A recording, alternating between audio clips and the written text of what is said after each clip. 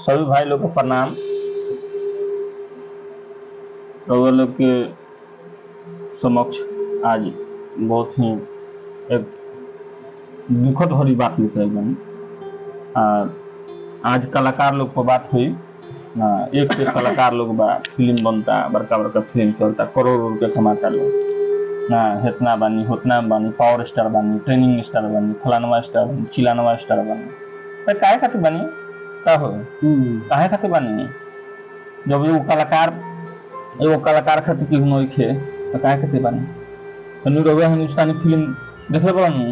निरहुआ हिंदुस्तानी फिल्म के जौन बाप के रोल ले रहन गोपाल राय, उनको हालत खराब बा, मरे भइल बाड़े, कमरी में दर्द हो गइल बा। फोन करता है तो कहता है कि पवन सिंह लगे फोन कर पावर स्टार लगे तो उनको सेक्रेटरी उठाता है।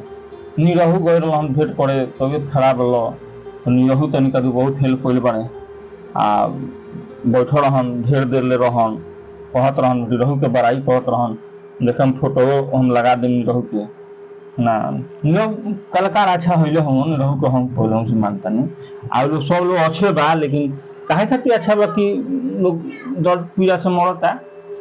अरे भाई तुम छोटो कलाकार बा तो ओकरो को मदद करो कि ना, मदद करे के ना चाहिए। मानता नहीं।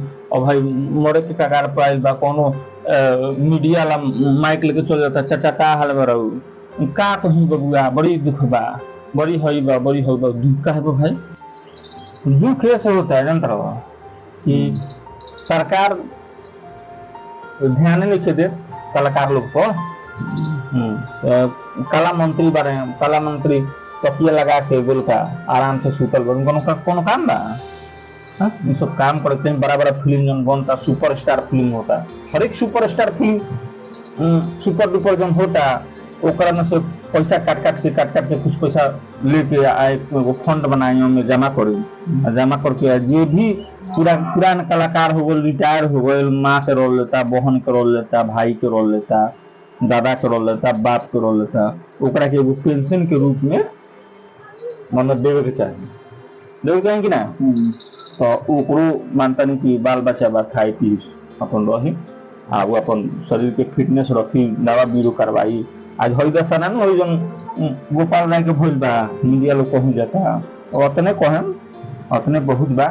प्रणाम लोग लोग के ना, बात के सरकार लोग पहुँचाई लो।